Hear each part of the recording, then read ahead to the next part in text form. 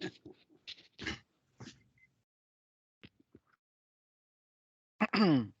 folks. Thank you so much for joining us. It is 1 o'clock Pacific Standard Time.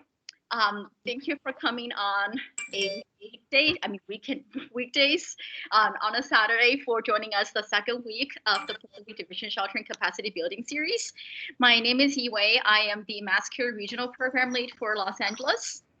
I'm a volunteer. I joined Red Cross in 2009, and my last national deployment was up north in Northern California for the Lightning Complex fire. I was the district mass care lead. That particular time, we had 4 counties under our district. I had over 50 hotels and 30-some shelters. So it was a big operation for Level 6. And Sherry from SoCal region is going to be our chat monitor today. Sherry, would you like to introduce yourself? Hi, everybody. I'm going to put on my camera, say hi.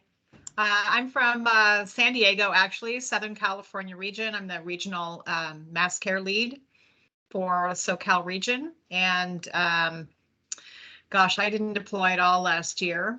We had a couple of local operations, but my most recent physical deployment was to Mississippi for the floods in 2020.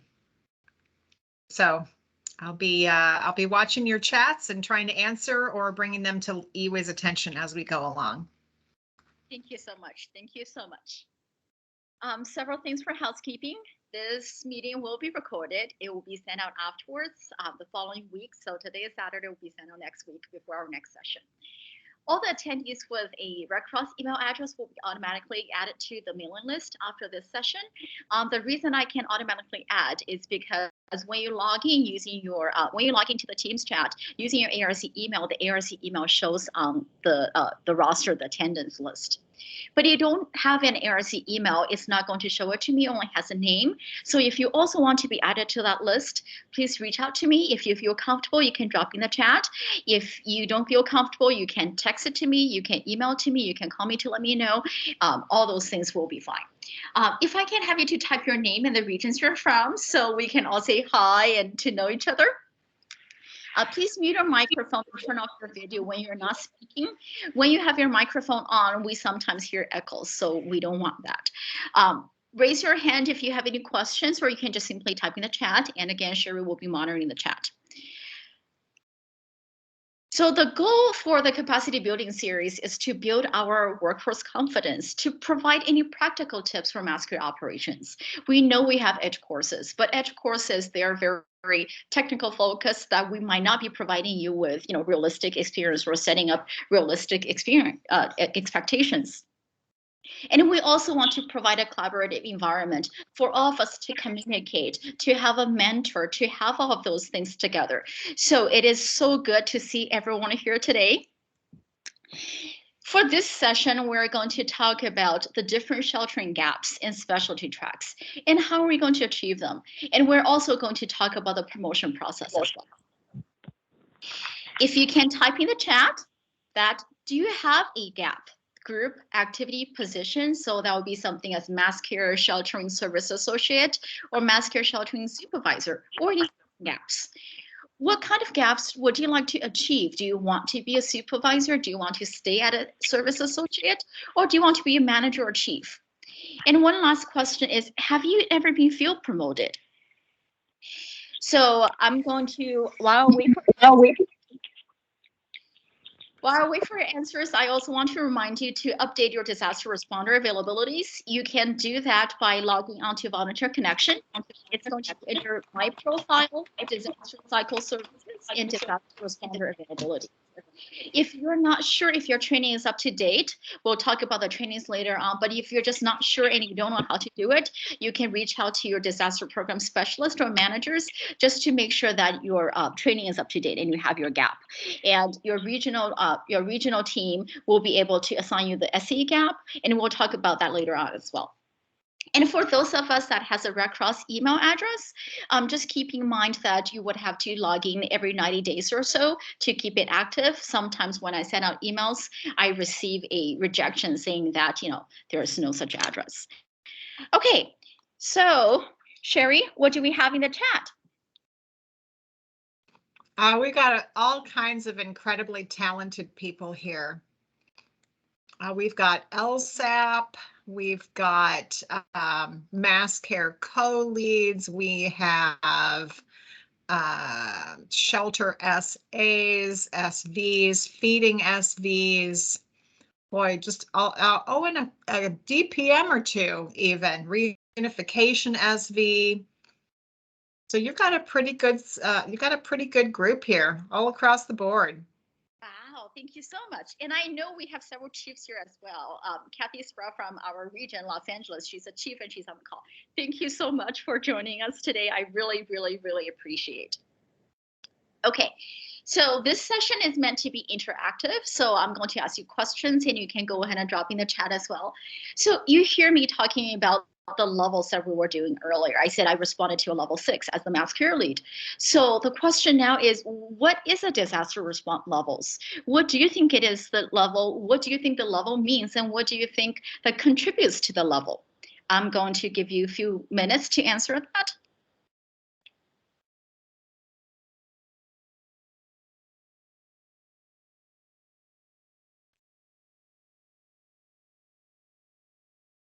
I see all the chat showing all different regions and all different sorts of, mass care, sheltering, logistics, everything. Okay, we have someone said dollar amount and complexity. That's definitely right. So the disaster response level is basically tells us how many people were impacted, the number of homes destroyed, or how many physical and human resources do we need? How far did it spread? Is it just Los Angeles region alone, the territory alone, or are we talking about a whole Pacific division, the whole California state, or or in Alaska? And how long did it last? Was it just a one-day thing, or was it a month? I mean, I know we currently have a Kentucky DR, and some of you are on the Kentucky DR still. That DR is a level 6, so it is still ongoing, and it's been months that they're still doing that. This is a chart of the different levels that we're talking about. So level 1 and 2, they're regional DRs. That means that regional has the control. So level 1 is anything that is less than 10,000. Level 2 is anywhere the dollar amount will be 10,000 to 50,000. And those are usually either single family fires, your DAC calls, disaster action team calls, or you have multifamily fires that just went on prolonged period of time. And during the heat of the pandemic, that we had to open hotels instead of shelters, instead of congregating shelters. So that dollar amount just went up really quickly. Level 3 and 4, they're divisional responses. So level 3 is 50,000 all the way to 250,000. And level 4 is 250,000 and 2.5 million.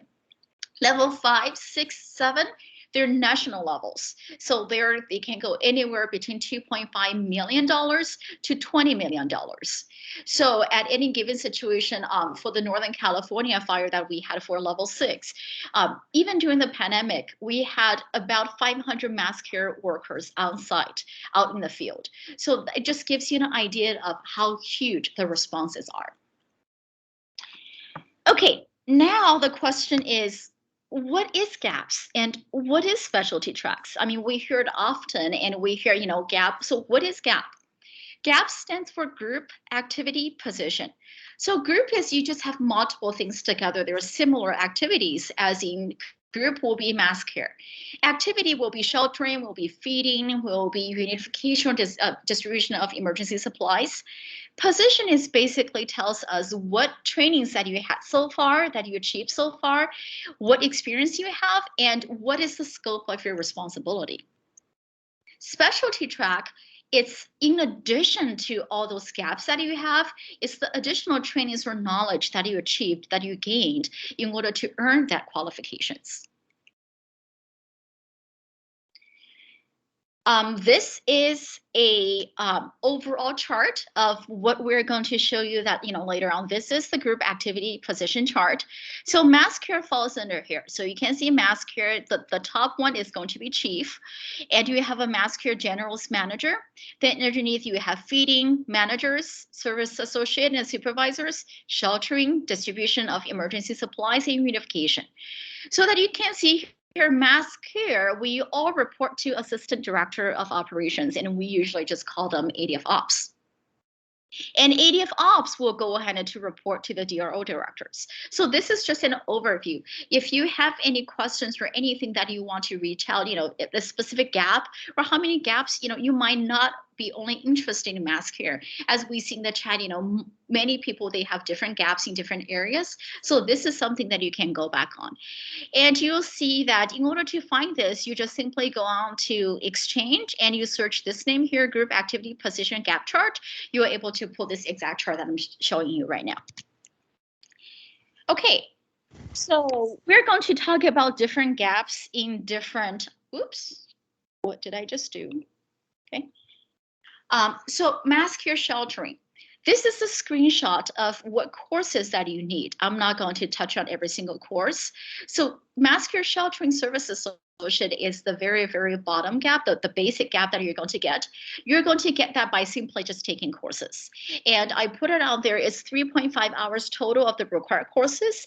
And of them that you do have a web-based training options. So you log in onto Exchange, not Exchange, you're logging onto Edge and you're able to take those courses.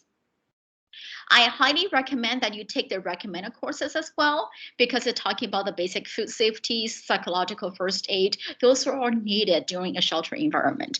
So I suggest you take that. And one of the outcomes that I'm hoping to achieve at the end of this conversation, at end of this session, is that if you can just go back to look at your trainings, because we updated several trainings. Are you still up to date? Shelter fundamentals, do you need a refresher? I myself, pretty much constantly take refreshers just because things change and sometimes we forget. So that's a good way to start. Next one we're going to talk about is the shelter supervisors. So from this screenshot, you can see that instead of the web-based trainings, now we have all those instructor-led trainings. You have the supervising the disaster workforce, that is instructor-led trainings that it's either 8 hours for in-person or virtual for 6 hours. Those are the courses that you want to have before you get all those qualifications or before you go out to the field to experience that. And I do see Jody's comments as recommend classes becomes requirements as you advance. Definitely right.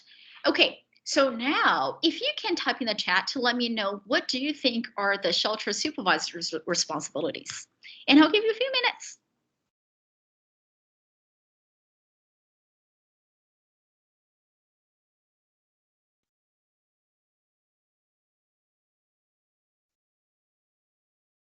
Okay, scheduling, coordinating shifts, coordinating chaos, supervise essays, handling difficult situations.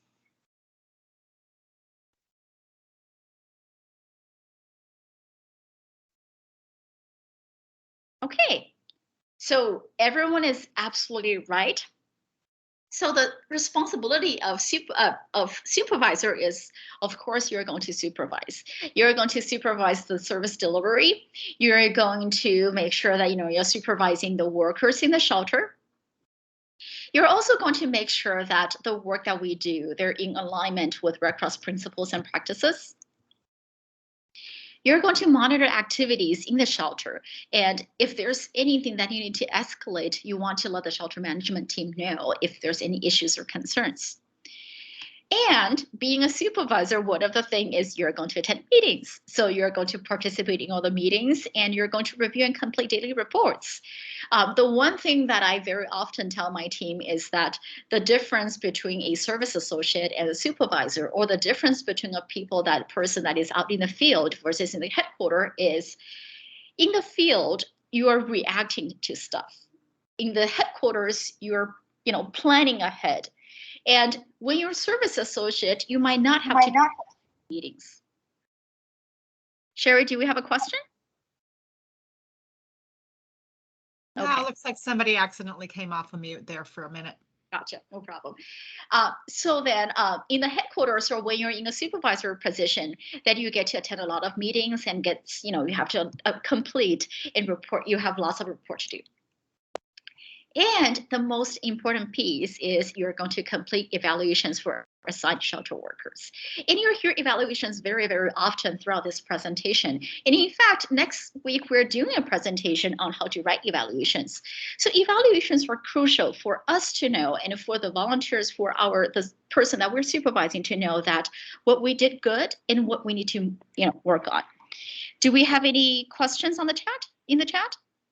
No, but Iwe, I wanted to emphasize something that Michael wrote. He says, you are the information conduit between the SA and manager, and also the clients, right? Yes. So very good point, Michael. Thank you. Thank you. Okay, so next question is, what do you think are some of the key qualifications for promotions to the team? And the number one question I'm going to ask is, do you think you need an evaluation? If you do, how many evaluations do you need to promote to SV? I am going to give you a few minutes as well.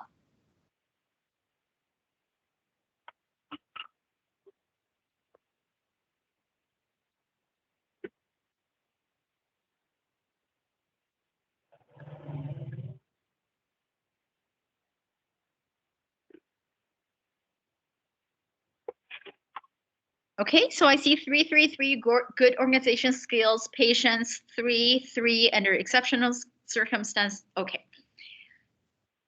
So before I jump into that, I do want to show you that on each slide, you'll see that I have a little thing here on the corner, on the lower left-hand corner. This one tells you where I got the information from. So in case you need to reflect back, you missed a slide, you want to know more about it, you can go on Exchange and you can search the topic here, and it will give you the exact, not exact ones, but it'll provide you with more information. So in order to promote to a supervisor, you need to have at least one positive evaluation from a disaster relief operation. And I want to emphasize on that the evaluations we're talking about is not as in, yes, I went to one shift for 2 hours, or I was at my local operations that I went on to support clients that only has 4 clients or doesn't have clients at all. So the relief operations we're talking about the disaster relief operations at a higher level, that in order to get an evaluation, you have to be, it's required that if you deploy 7 days or more that you get an evaluation. But if you deploy somewhere between 3 to 7 days, you can still get an evaluation if you request for it. It's of course the flexibility, because shelter things, out in the field, it's always ever changing. And I saw earlier that someone said, manage the chaos, because it's always changing, it's always fast moving, especially when you have floods or wildfires or tornadoes, because you never know what's going to happen. So being flexible. And of course, we want the SVs to be comfortable leading and directing, and of course, the evaluations. I want to emphasize the comfortable part. There are plenty of people. We actually, in our region, that we used to have a person that, works in the shelter, and she does that as well. She was the police chief, but she didn't want to be any Red Cross supervisors. And the reason she said, well, I've been a supervisor, I've been a chief my whole entire work life. So I don't want to lead anymore. I just want to sit back, relax, and just follow someone else's direction, which is totally fine. So the key again is that if you're comfortable with it, if you're comfortable to be a supervisor. Iwe, you have a hand raised. That would be Vanessa. Okay. Yes. I recently became a supervisor, probably in the last 6 months, and Okay. they were adamant that there had to be 3 evaluations. Right. So, which I'm going to talk about that later as well. Oh. So this part, it tells you the minimum requirement to achieve SV. That's the minimum requirement. But in order to submit the process for the promotion process, you need to have 3. Okay. Thank you. Thank you. Do we have any other questions? That's it so far. Okay, so this is I call it quote unquote corresponding specialty track. So you hear very often that people say, well, I'm a shelter manager. And you think, well, okay, so what is a supervisor? What is a manager? So most of the time when they refer to their shelter manager, they meant they are the shelter site management. because supervisor, you can have multiple activities. You know, if it's a big shelter, you can be supervising the registration, you can be supervising the dormitories. Then when you're a shelter manager, or the correct term is the shelter site management or shelter site manager, is that you're overseeing the whole entire shelter operation. So the shelter site management is added, the profile is added by region. Basically, region has to approve it. And by achieving that, basically it gives you the qualification to go on an assignment as the shelter manager for any DRs level 4 and above. So you'll see the pretty much the same information that you saw earlier, that you have to be a shelter SV, and you have to take additional courses for feeding activities, concept of operations as shelter manager. And of course, in here, you will see that the other requirement that here is that you need to have 2 or more disaster operation experiences for work performances. So again, all the things that we're talking about here is the minimum requirement that we have to achieve. Okay, next one, shelter is the gap of shelter manager. So again, this one you will see less and less, fewer classes for video web-based.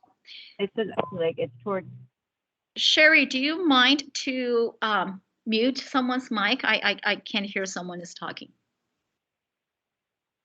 Okay, yeah, just checking. I don't see anybody, so they must have caught themselves. Perfect, thank you. So some of the important courses in here will be the shelter manager, which is the virtual led course for 6 hours. Sherry, you taught that, right? Did you teach that, or did you teach the headquarters sheltering manager course? I don't remember anymore. I teach the shelter manager class. Course, right. So Sherry is one of the instructors for that. And also the HQ sheltering manager, district sheltering coordinator, is also 4.5 hours. And one of the other important course is going to be ConOps 3.0, the concept of operations. So basically it tells you how we run a DR, the structures, the reporting structures, and it's extremely useful for DR operations. The things that we want to, remind people when they're taking courses is it's okay to take the courses early on, as in, let's say if you're SA, then you want to take SV or manager's course, it is okay. But keep in mind that some of the courses that you will be able to understand better with experience.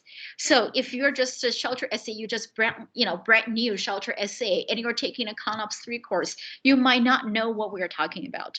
Or if you want to take a sheltering manager course, you might not know what we're talking about. So it is okay to take coursing in advance, just that, you want to make sure you have enough experience just to give you the best possible experience. And some of them, they do require your authorizations to take the 5988, I believe, H, that, to take just to make sure that you have the required training, you have the required experience, and you can benefit most from those courses. Okay, now, what do we think the responsibilities of shelter managers gaps are? So earlier, I'm going to wait for your answers. So earlier for supervisors, we were talking about they're going to manage the shelters, the site, they are going to provide daily reports. So what do you think a shelter manager's gap is? I mean, the responsibilities are.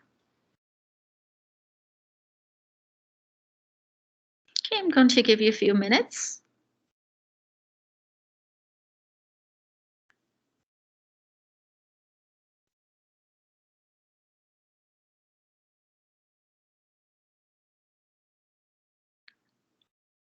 Okay, Cynthia said manage supervisors and site functions. Okay, coordinate, great one. Coordinate with emergency response and community services. Okay, so the main difference now is that being a shelter manager gap, that you are the sheltering lead at a district or DRO headquarters. And so you're not out in the field. You are in the headquarters. You're leading the whole thing. So you're also going to make sure that, you want to have the schedule. You want to make sure that people actually take their days off. You're giving daily job assignments, and of course, evaluations again. You want to complete your evaluations. Also, that we want to follow all the current sheltering standards and procedures. And talking about that, sheltering standard procedures are being revised right now, and they can get published any days now. And it will let you know once it gets published. And you're going to participate in strategic planning for service delivery. So I mentioned earlier, as a supervisor, you're reacting to the shelter environment. You're conduct meetings, but your meetings are with the shelter staff and with the residents or our clients. And being a manager, with a sheltering lead, you're leaning forward. You're planning ahead of time to see how we can best support our clients. And of course, you want to communicate. Communication is the key. You're collaborating with all the other individuals, all kinds of levels of operation. I think I read earlier that, we're talking with LSEP or logistics or external partners. Our ER, Sherry is also on the call as well, that you want to communicate, everything, and you're working together. One thing that I always want to emphasize is that we always think that we know that MassCare is client facing, but that doesn't mean that we're the only function in the DR. It doesn't mean that we're the only function or we're the most important one. It means that in order to face the clients, in order to provide a better client-focused or client-first environment to the clients, we would have to collaborate and work with all the other functions. We need everyone to work a DR. We don't just need MassCare, we need logistics, we need staffing, we need ER, we need LSEP, we need all those other functions in order to have a great experience. We also wanted to make sure that the reportings are accurate and they're submitted and completed on time. So we also have a session in the next few weeks. We'll talk about what reports do you need to submit. Those are the 50 to 66, the sit reps, the 204, 215s, which we'll talk about in the future sessions as well. Okay, so now comes to the qualifications. And what do you think are the key qualifications for promotion?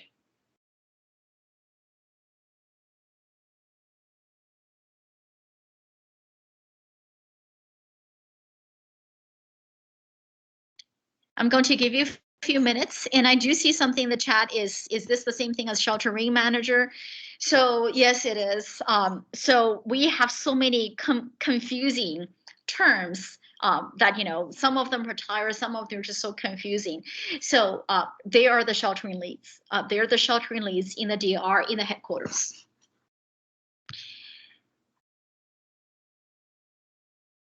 Okay. Yes, lively discussion in the chat about shelter manager, shelter site manager, sheltering manager, sheltering lead.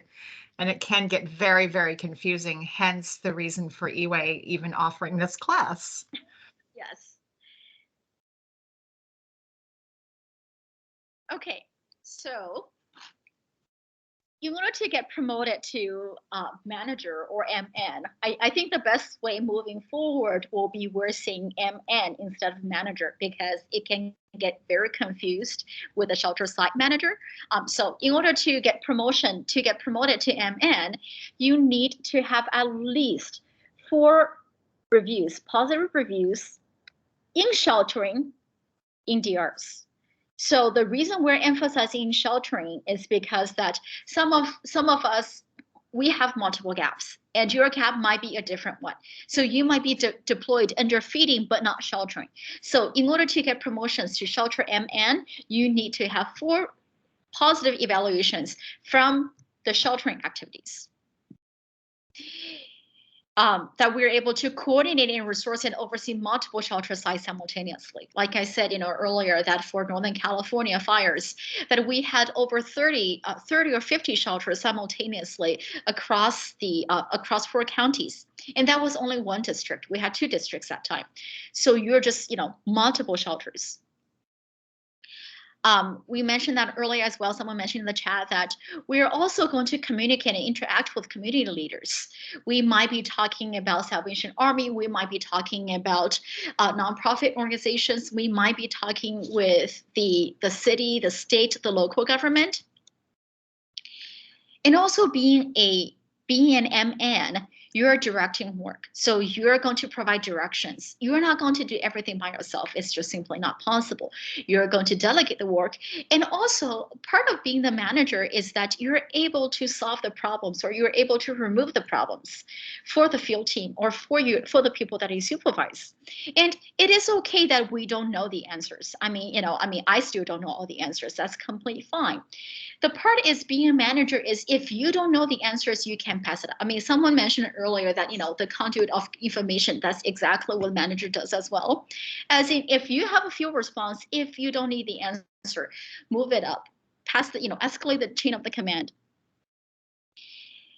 And also develop talents. So being a manager is also something as being a mentor. If someone expresses their interest in that, hey, I want to do this. Can I shadow you? Can I be mentored? Offer the mentorship. And this is also one of the reasons that we're doing this whole training series or, capacity building series is that we are able to know each other. You can have a phone a friend. You're able to reach out when you have questions. And of course, being resilient. I'm going to use, I don't remember, was it Jody or was it Julia's word that DR is hard. No one ever said DR is easy. All the responses, they are hard. You might have a hard client, you might have a fast moving situation. So being resilient and flexible is really, really one of the keys. You just have so many situations that you have to handle. I remember when I deployed, it was local operations is probably 12 hours. And I was doing mass care lead, and the first few days I was spending 20 hours a day just because there were so many things going on, and it takes time. Okay, so the next slide is going to be. Okay, hold on. So we have some stuff going on in the chat, and you have a hand raised. So I want to refer back to Neil had a question that I think is important to talk about. He says, is that for evaluations as a supervisor? Or for total, meaning I presume for total in sheltering. So can an SA eval as well as an SV eval be used to promote to manager? Anybody know the answer to that question? Because I don't. You'll be SV eval. So each step moving forward is going to be the last gap. The gap that you're having. So let's say you are from SA to SV, then the promotion, the evals will be from SA. When you're from SV to MN, it's going to be from SV.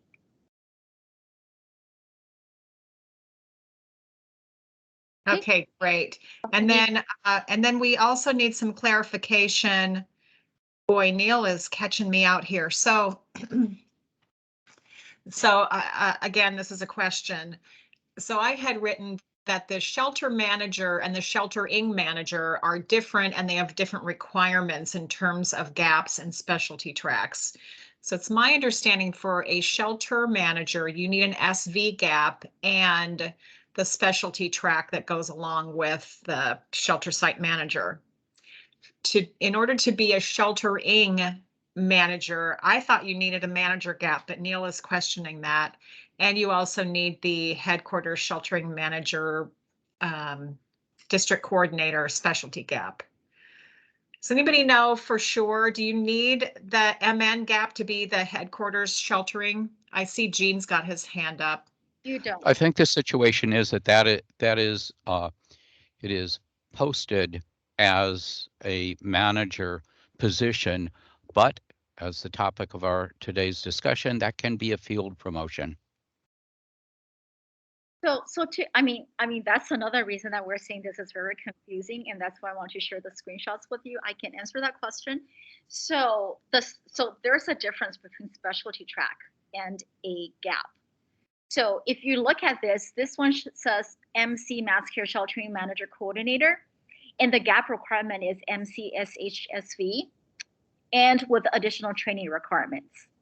And by achieving that specialty track, you're able to be a sheltering manager at the district level or the assistant sheltering manager for any DRs level 4 and above.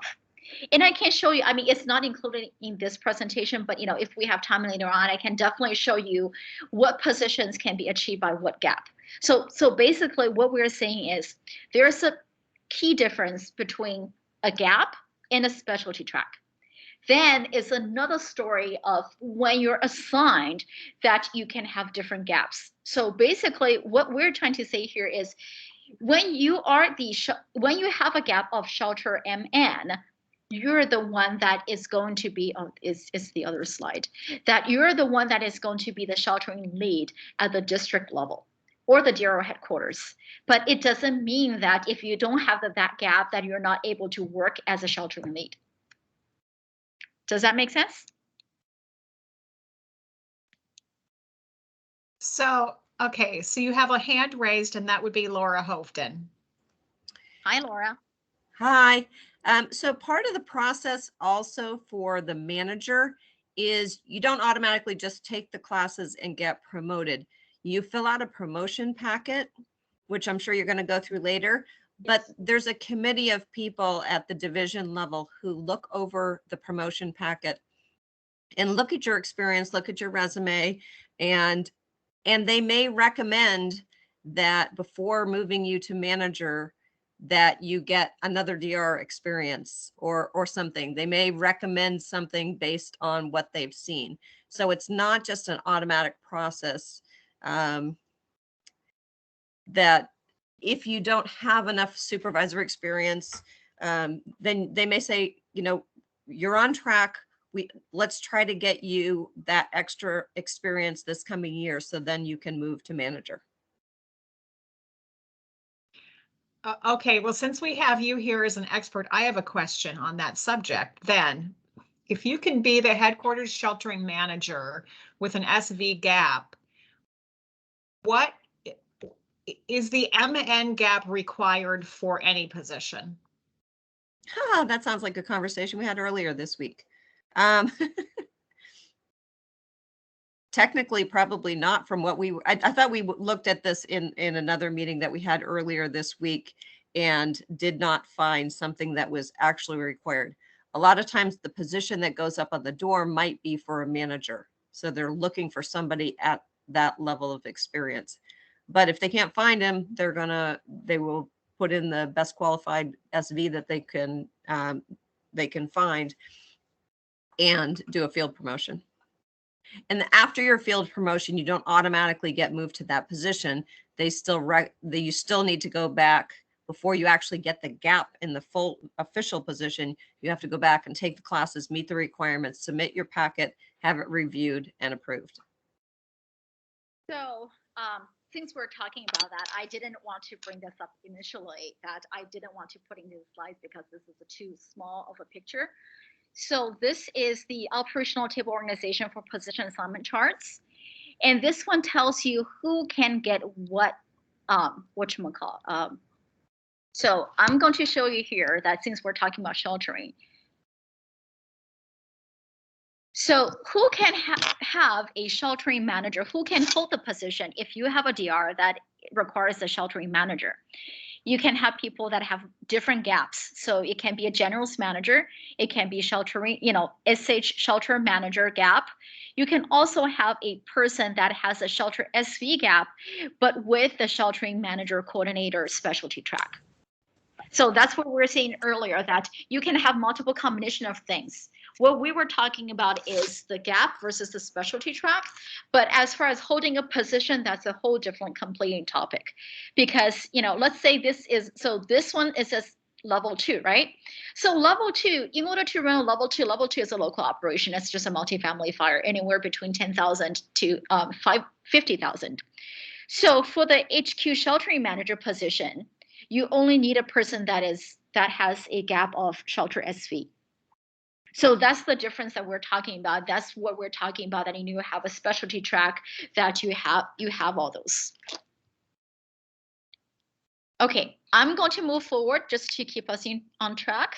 Okay, you do have one more hand raised if you want to address Kathy Spruill, who's always got a wealth of info. Sure. Okay, probably more info than anybody needs to hear. I'm just thinking, because the manager and up positions are positions that are in a different arena. You're no longer in the field. You're usually in a district headquarters or DRO headquarters. You're in a different environment, And the focus of your activities is quite a bit different. You're not facing any clients at that point. So it is a really good idea that when you are available to be deployed, that you say, I'm interested in a manager position. Would it be possible to shadow somebody for a few days and see what the job is and get some mentoring and start to see if that's actually a fit you want to pursue before you get into working hard for that job? See if that's where your interests lie, because it's quite a bit different than working in the field. Good input. Thank you. Okay, let's move forward. Okay, so now this is moving forward. We have several more specialty tracks to talk about. So this is a sheltering support group specialty track. Sheltering support group usually happens, usually, I don't mean always, usually happens at the national level, so level 5 and above. So those are the people that when they go out, so they're going on a team, they go out to itinerating different teams, different shelters, and to see if they're able to provide support. So in order to achieve that specialty track, you have to be a shelter supervisor, and you need to have the specialty track of shelter site management specialty track, a combination of both. And of course, you need to be familiar with all the standards and procedures, and you need to be able to, work at the shelter before, etc. for all those. And the sheltering support group, it's approved by National Headquarters for Disaster Cycle Services. Next one is something we used to call staff shelter. Now we are calling workforce shelter. So you have a workforce shelter management. So those are also the folks that have a shelter SV gap. And sometimes, I know Robin in our region, which she's also on the call, as she loves staff shelter. So if you just don't want to, face the clients, you want to do staff shelter. So you want to have this is a new qualification or new specialty track that came out, I think the end of last year, for workforce shelter management. The difference here is that used to be staff shelter manager that reports to sheltering under mass care, but now they actually report to workforce, the staff services under lodging.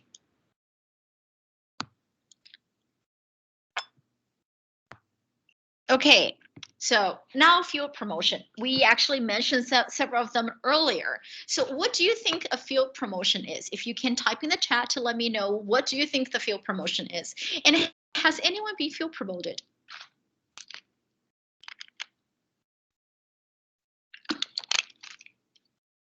Going to give you a few minutes.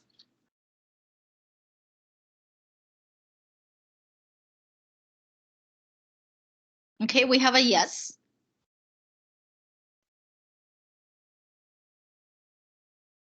Okay, it's a temporary position. Alex, I love it. You see, it's act of desperation. Okay. So field promotion, like everyone said, is temporary. They're the best available person at the time. So we might not have, when early on or when things are just rapidly escalating and expanding, we might not have enough people. We're just barely requesting people. So we're having the best available person to fill that position. So that person will be someone that has the ability and knowledge that fulfill part of the requirements, but not all the requirements. So it might be someone that hasn't taken all the shelter SV courses, but they've done several shelter essays and they've shadowed some shelter SVs that you might be able to put them into the position. And that person may be replaced in the position when a fully qualified individual is available. And the most important piece is you should never, ever feel alone. Being field promoted, number one, you need to be comfortable. If you're not comfortable, it's always okay to say no. You should never, ever feel alone. You should have a person to reach out to. If there are sometimes I want to mention that your direct supervisor might not always be the best person. Sometimes they might also be new in the job that, they're simply not helpful. But so that's another reason that you need to have a phone a friend. So when I was deployed myself for Northern California, I've done mass care leads, regional operations. I've never done a mass care lead position for a level 6. So what did I do? I picked up the phone, I called a chief in my own region and I said, hey, what should I do first? Doesn't mean I don't have the knowledge or skills. I do, but I didn't have the confidence level. I didn't know what I'm supposed to prioritize on. I mean, when you have so many people, when you have 500 workers out in the field and thousands of clients out in the field, you really don't know how to maneuver those. So reach out. It doesn't have to be your direct supervisor. It can be your colleagues. It can be your, to be your regional support, or just simply a friend. Reach out. So this part also Kathy mentioned earlier, that field promotion also gives you an experience to that position, and to let you think as, do I really want to go into that position? Do I want to take all the trainings and to have all those experience to be that person, to be the shelter, to achieve a manager's gap or to achieve a chief's gap? So those are the one ways that you can see, do I like it? Do I not like it? Do I not like it because I wasn't prepared adequately, or what do I not like? Okay, do we have? So I think, so Iwei, just in the chat, I wanted to point out a couple of things that, well, Jean wrote, the promotion is just for that operation. And I think this sometimes gets confused out in the field, that just because you got promoted to a supervisor does not mean you are a supervisor after you leave that. After you leave that operation, you go back to whatever your gap actually says you were. And then Wayne says it means you're working above your pay grade while in the field. I love that one. Okay, so the promotion process. And I apologize for speaking fast. I do have a habit of speaking fast. So thank you, Julia, for letting me know that I speak fast. I will try to slow it down. Promotion process to supervisor. So number one, of course, you want to express your interest. You can express your interest to your disaster program managers, your DPX team, or your regional program leads, or the DWE, your disaster workforce engagement team. You're going to complete the application with the support from the leadership development regional program lead. If you don't know who that person is, reach out to your DPX team, reach out to your disaster workforce engagement team. So we said earlier that you need a resume. It's highly recommended. You don't have to have it, but it's highly, highly recommended, especially when you get to managers and chiefs position. You also want to have your DRO work performance evaluations. I saw a question earlier as in, is it needs to be positive evaluations or satisfactory evaluations? So there's only two categories for the evaluations. One is satisfactory, the other one is not satisfactory. So you just want a satisfactory evaluation. And when you do the evaluation with the evaluators, with your supervisors, there's a column, it says, do you wish to, I mean, when the supervisor, there's a section for them to fill as in, do you recommend this worker to continue on the same level, or do you recommend them to promote? So that's another thing, that if you do want to promote, mention it to your supervisor so they can give you the process for when you're deployed. 3 days in, you said, well, you know what, I'm really interested in this. I want a promotion, or I'm interested in moving forward. Express to the supervisor, they can give you a little shadowing experience or mentoring experience. Letter of endorsement is also highly recommended. So in order for a SA to promote to SV, you need approval of regional disaster officer.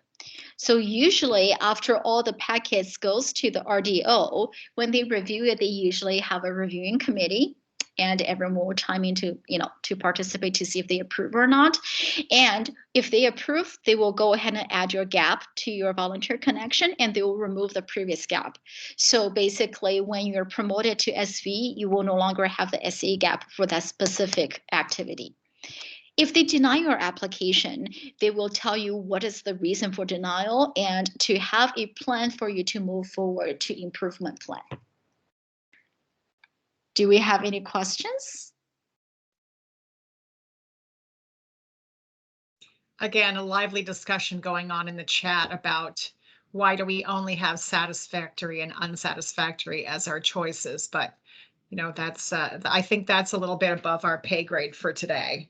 Yes. Okay, so now is the promotion process for manager.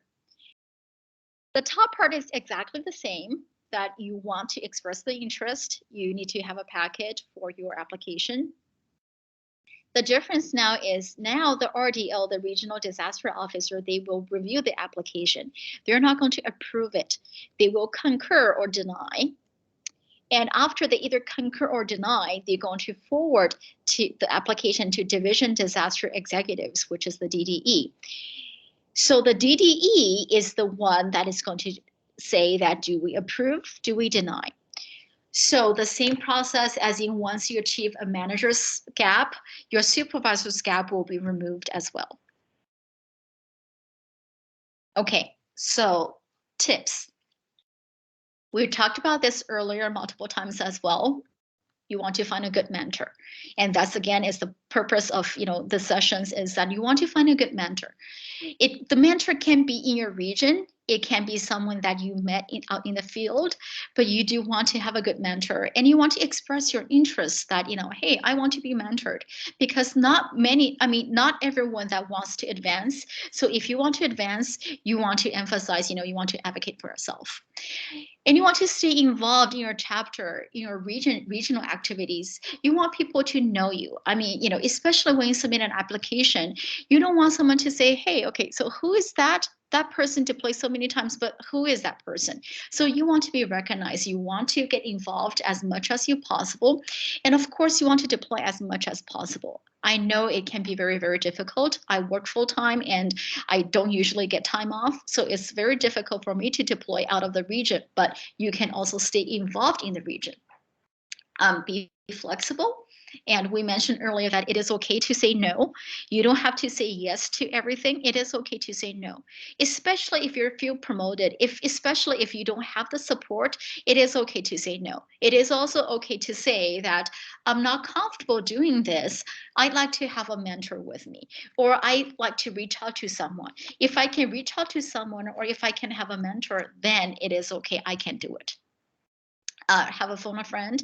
Disasters are stressful, so have a phone a friend, people that you can call, that you can reach out to. Again, it doesn't have to be the friend that is in the disaster world. It can be your relatives. It can be your personal friend that is not Red Cross, that you do need a support. And finally, advocate for our clients yourself. MassCure is client facing. You want to activate for our clients. We're the ones that we're the eyes and ears for the people that in the headquarters. If we're not advocating for our clients, no one can. And the same thing applies to ourselves. If you want to get the promotion, if you want the experience, advocate for yourself. You're the best advocate for yourself. Okay, next step. What I'm hoping that we all achieve, at the end of this conversation is that if you can check your trainings to see if your trainings are up to date. If you want to promote, check your training to see if you have the required trainings. Take additional courses that you require for the next promotion. Or you can take refreshers to see if there's anything changed. I was looking through 2 weeks ago and I realized some of the courses changed, so I retook them. Get more experiences, whether it's a local operation, a territory or regional operation, or just national disaster. Even if it's virtual, get more experience. That's the only way that you're able to find out what's going on. And hopefully everyone will apply for promotion and get their promotions. I want to share with you the resources that we have. So COVID-19 Compendium is on the Exchange. Your Edge gives you, to see what courses that you need and how to register for courses. Monthly MassCure webinar, the link is on Exchange. They're third Thursday of the month at 2 p.m. Eastern time. Monthly batch release is something that is new, started late part of last year, is that if there's any updates, instead of sending out emails, every day or every week or so, they do have an updates at the end of the month for us to release and to see. And the other part is Cross Connection. Cross Connection is an email newsletter that's sent out twice a week to tell you what has changed, if there's any office hours or if there's any changes. And you can do that by registering on Volunteer Connection. And I want to thank everyone for attending this session, and bear with me for my for talking too fast. And so our next session is going to be next Thursday at 6 o'clock Pacific Standard Time. We are going to talk about how to write evaluations. So we've mentioned so many times today that the importance of evaluation. So sometimes we struggle to write evaluations, or sometimes we struggle when we have, imagine, I remember Kay Ashton said from Alaska said she once had to write 37 people's evaluation, and she actually doesn't know them because the previous supervisor didn't write it. So, come joining us next week to learn how to write evaluations. And I am now open for questions. Hey, I wanted to go back in the chat. Alex posted a checklist for manager packets and is asking if anybody else has something more recent. This requirements for manager has been a topic of discussion in a couple of meetings that I attend. We've attempted to make sense of what the requirements are, but honestly, they vary. The manager packets, Laura, correct me if I'm wrong here, the manager packets are reviewed at a divisional level, and anything above manager, like mass care chief, AD ops, that sort of thing, goes to national for review. So you can find that across divisions, the requirements for the packets can vary. Just wanted to put that out there. Laura, did I state that correctly? You stated it absolutely perfectly. So again, I'm going to, so I'm a super big fan of referring to guidance and documents and to find out exactly where they are instead of just, saying things. So I want to show you guys, this is what I got the information from, the one that I mentioned to you earlier. That is the responder reassignment. So in volunteer connection, we don't call that promotions, we call that reassignment. So this version was published August 10th of 2021. So this is basically the reassignment authorities. For all supervisors, the RDO is going to review that, concurrence with RDO and approved by RDO. All managers will be reviewed by RDOs, concurrence from DDE, and approved by DDE. And there are different, chiefs, OM, other gaps. So there's a checklist. So this is the promotion part of the that section 1, you'll see this is the application that we're talking about, is to be complete by the disaster responders. So it's basically you're expressing interest as what do you want? Do you want to advance to SV, MN, chief? So you have section number 1. Section number 2 is going to be complete by the primary unit of affiliation, which is your local territory or region. Section 3 is the concurrence from the region, division, or national. So it tells you who approves for what. So region approval will be supervisor level only. Division approval is for manager level only. NHQ approval is for chiefs and all OM operation management levels only. And here's the checklist. So again, this version is August of last year, and this is the most up-to-date version. So they have to submit the request. Then the staff, the team, will review the volunteer package for the responders to see if they have the qualified trainings. And I want to point out here, it says the DRO work performance evaluation is 3 most recent disaster relief operations should be included. If you have more, they don't want it to be included in the packet. They said here, it says no more than 3 satisfactory evaluations should be included in the packet. Then you have letters of endorsement. So this is what we have in printed signatures. So basically the application piece itself is 2 pages. Does that help? Or does that not help? Nope, it helps. It gives me the actual verbiage to go look, and I'm scrambling over to the Exchange now to see if I could pull up that doc. Thank you. Yes, so the link will be sent out afterwards.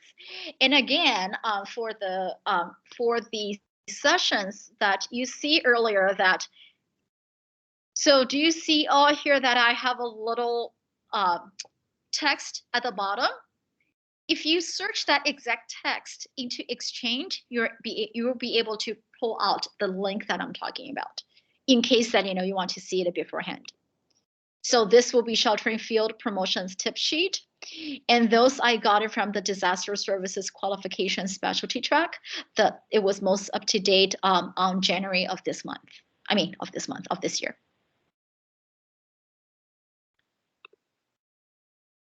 Awesome. You've got a couple of hands up. And I think we're just about to run out of time, but I see Robin's hand is up and Michael's hand is up. So I don't know who went first. Okay, I'll go ahead and go. Hey, Iwe, I know myself and others have about 8-9 months ago, the LA region put out a request for people who wanted those new positions. Like I was into staff sheltering, and I sent in my name, but I've heard nothing. Do you know anything about that?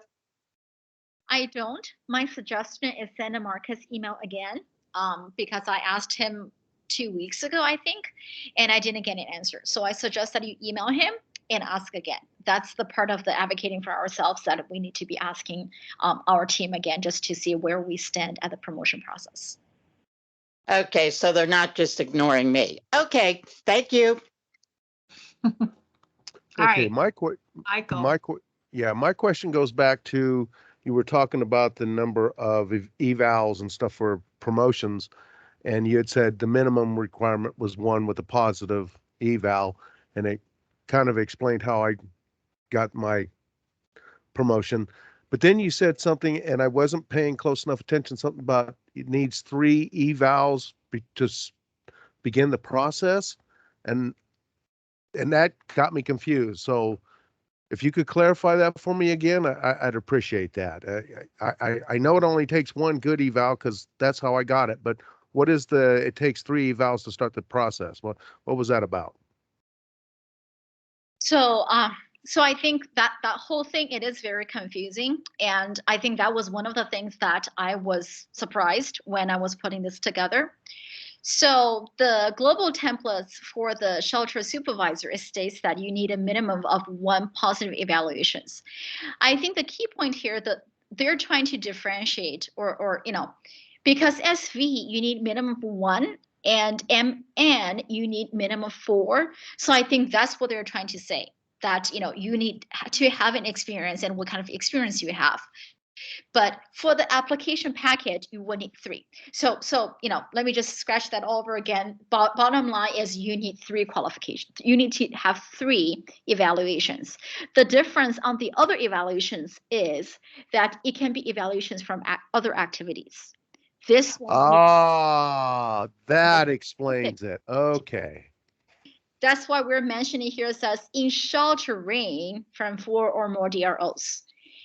So basically, if let's just say, I'm going to use log as example or feeding as example, that you were working at the site as a feeding SA, you had a good evaluation and you were doing other stuff as well. You have total of 3, then you will be qualified for that. But in order to be SV, you need to have 1 positive evaluation from doing the shelter gap alone, not just anything or everything. That totally explains how my promotion went through. Thank you. Got it. Right. Bottom line Okay, is so now I'm confused again. So your slide just said you needed 4 for an MN, but the application says no more than 3. right. So the difference is no more than 3 needs to be submitted. The word is submitted, as in when you put a packet. So the regional team is responsible for checking the evaluations, but you're not going to submit 4 evaluations to the division team.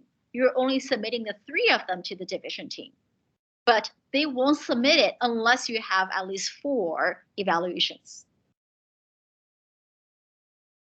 Am I explaining? Do you understand what I'm saying? I do, but that certainly, it's confusing. Is cause for confusion. Absolutely. Yeah, definitely. All right, Robin's hand just went up. I think we're a few minutes over time. So how would you like to handle this? I'm going to stop the recording